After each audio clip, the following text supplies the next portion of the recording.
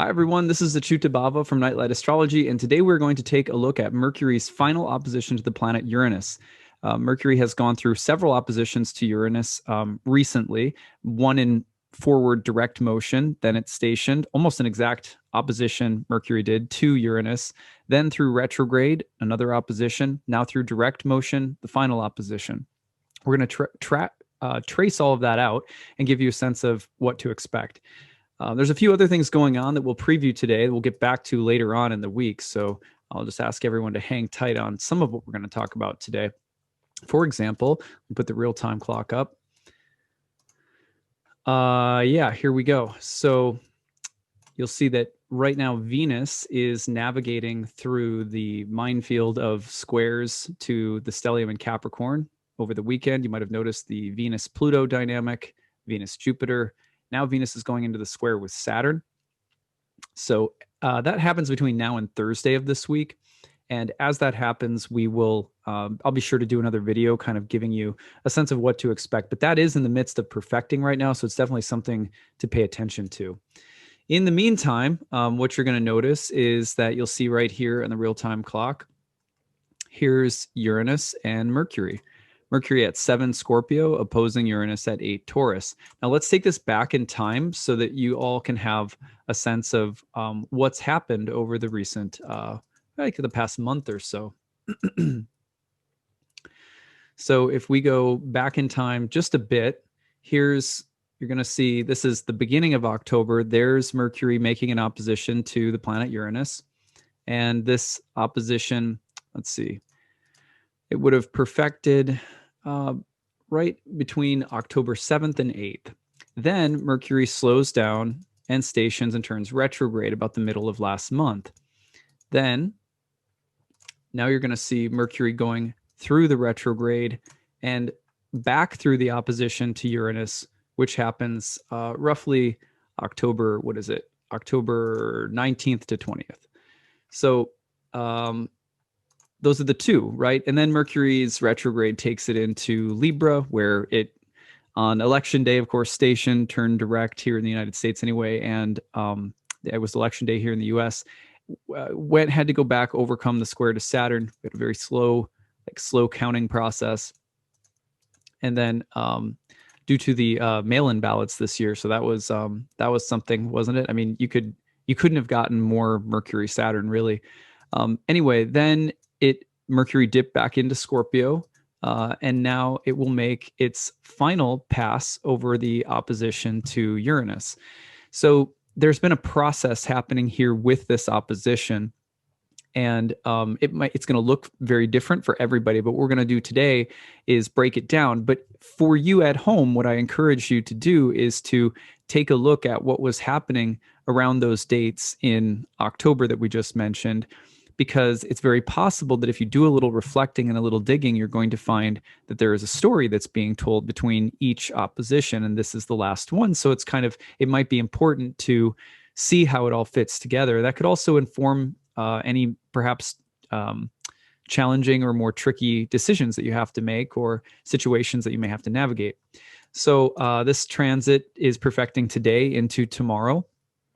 And then you'll feel the effects as it separates, basically as the rest of the week goes on. Well, anyway, here's what to expect. Remember that with this combination, you have the potential for sudden insights and revelations, especially those that help you to free yourself up in some way from something that has been restrictive or confining. Mercury-Uranus is that flash of insight that may liberate you from a difficult situation, or the epiphany that suddenly sort of sets you free. If you feel stuck, especially if you're in a mental, emotional place of stuckness, Mercury in a water sign like Scorpio, Mars ruled water sign, Mars has just turned direct. So the potential for there to be some kind of liberating insights or circumstances that change suddenly or rapidly and serve to free you up and move you forward. And the idea of the freeing up and moving forward is, again, Mercury-Uranus, which can be that liberating, sudden, unexpected, or disruptive turn of events. But with Mars being the ruler of Mercury right now, Mercury and Mars, the sign of Scorpio, and Mars having just turned direct, we've now got a Mars that's ready to move forward again, that's looking like it's indicating some kind of momentum change. So the sudden breakthrough, the sudden epiphany, the sudden idea that liberates, that causes a new action to be taken, that helps you to move forward after a period of stagnation or stuckness. But also it could be that it's the insight that leads to something inceptional. And by that, we know, because we know that Mars is a planet of inceptions, of beginnings. Mars likes to initiate action. So when you have a Mercury-Uranus opposition, you're thinking about the light bulb that goes off that causes you to act and start something new, perhaps. Especially if you've been trying something over and over and it hasn't been working, you could suddenly find that you have the insight or the idea that's going to help you move forward and actually effectively do something with greater effectiveness. So the other thing would be news, or like not necessarily an idea that comes from yourself, but information or news or a turn of events that comes from your environment somehow. Now, we'll warn you that Mercury Uranus can be a little chaotic and disruptive, but usually there's a sense of the final result being something that releases. Of course, you also have the potential for rebelliousness and defiance surrounding this, and some action that's going to be taken as a way of breaking away from something or turning away from something that you reject. Now, that would be a strong possibility with Mars underneath this and Mercury Uranus having to do with the potential to say, no more, I won't do this anymore. Kind of like in a relationship, maybe it's a business relationship or a friendship or dating relationship, and you say, I'm done. And then, and that insight is very liberating, right? So, but in other words, the freedom could come in realizing that one has to separate from something or step away from something or sever or cut oneself free of something. And the reason for that is, again, Mars underneath has that severing effect. So sometimes there's going to be news that liberates, news that liberates in the form of ending something or cutting connection with something. And of course, that can also come through in terms of sudden and unexpected breakdowns in technology or cars or computers or things like that, where there's this kind of unexpected thing that happens and your connection gets cut off or something like that. So you do want to be also careful right now in terms of risk-taking behavior, like Mercury opposite Uranus in terms of taking risks, like extreme sports. Not that anyone of probably none of you out there listening to this are riding big waves, or maybe you are, I don't know, but like it would be a time where I would advise caution in terms of like high risk activities, because Mercury Uranus can be very erratic and can relate to sudden sort of violent unexpected twists and turns. So things that shatter limits or boundaries in a positive sense can also shatter bones, if that makes sense. So I'm not trying to be scary, but you do want to exercise a little bit of caution with this transit in particular. Shocking claims and brave statements, rebelliousness and defiance, also thievery and mimicry. They say that mimicry, I think if I get this right, mimicry is the best form of flattery. How does that saying go? You guys know that one? If people take or steal ideas from you, in one way, you could see Mercury Uranus, in other words, as like intellectual property rights or people stealing things from one another, and maybe trying to pass it off as their own, or cybersecurity, or issues around technological fraud or scams or things like that. Mercury and Uranus together have this quality of being very innovative, but also like Prometheus, the fire theft, the fire thief. There's maybe a sense of, sort of taking something that doesn't belong to oneself and maybe feeling like one is justified in doing it because of some kind of cause or something like that. Okay, so the next one on my list would be that you have the potential for displays of genius. So everyone keeps mentioning a TV show right now. So I watched the first episode because a number of my friends and my mom even said this show is really interesting. Now I'm forgetting the name. The Queen's Gambit, I think it's called. It's about a young woman who's like a chess player. She's like this, she's like an orphan, and she's like this brilliant chess player. And as I watched the first episode yesterday, I thought to myself, this is so Mercury Uranus in terms of, the show comes out right as Mercury is perfecting in opposition to Uranus, and it's all about this kind of rare genius. So you definitely have, you could see that around you or within you in terms of like sudden intuitive maneuvers that your mind makes where you just make rapid connections one after another.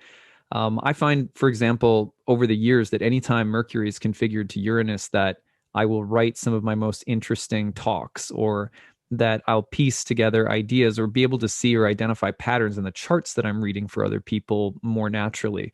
There's this weird way in which the Mercury Uranus dynamic sort of opens up the mind and makes it sort of more like this live wire, which, by the way, can also come across in terms of sudden erratic mental, emotional, or communicative outbursts or breakdowns. So those are things to be aware of as well. There's also the hubris of Mercury opposite Uranus. I'm a genius. Where we try to claim the power of the gods or the power of the heavens.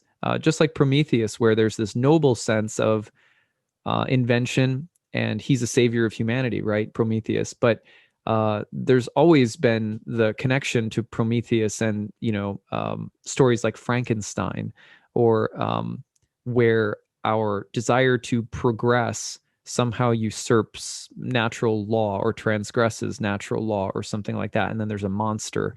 So this kind of Mercury opposite Uranus theme can come up in terms of our systems sort of becoming intelligent and taking over somehow, or that there can be widespread, acts of liberating revolution, defiance, rebellion. You can see that, and sometimes it's going to be a good thing, and sometimes it's not. Let's see what else is on my list. I think that pretty well covers it. Disruptions to the status quo, whatever's normal, whatever you're habituated to, you can expect some desire to kind of maybe sort of flip the bird to it and say, nah, I'm not gonna do that. I'm gonna do what I want. So, watch for that, which could be a good thing. Like sometimes we have to break out of our patterns and habits. Other times this transit comes through, and by the end of it, it will have been a reminder about pride and about arrogance and stuff like that. Mercury Uranus loves to worship at the altar of the future. We're going somewhere, we're doing something, we're breaking away from the past. Those kinds of themes are really quite strong. I think the only other thing that I'll say here is that it's not unusual to want to make technological changes. I'm going to get a new phone. I'm going to change my number. I'm going to, change my email address. Like, just, it can be very mundane and simple things as well. So that is what I have for you guys today. I would love to hear your stories about Mercury Uranus. How have you noticed this at play in your life over the past month? What have you experienced in those transits during October, and what are you experiencing now? Do you see any carryover? I love hearing those stories, so feel free to leave them in the chat box. In the meantime, towards the end of this week, I'll be launching my annual Kickstarter, and I'll be telling you more about that as the week goes on. For the last 40 days of every calendar year, for going on 7 years now, I basically do a fundraiser. If you enjoy my content, if you watch regularly, I ask everyone to pitch in if you can. And I have a bunch of cool rewards that I offer, including some discounted readings and lectures that I make available exclusively through the Kickstarter, and discounted classes and things like that. So stay tuned for more on that. And as always, if you have anything you'd like me to cover, leave in the comment section or email us. Kat aggregates things, and we'll be doing some Q&A episodes coming up. There's a few more of them we're going to be doing as well. You can email us at info@nightlightastrology.com. All right, take it easy, everyone.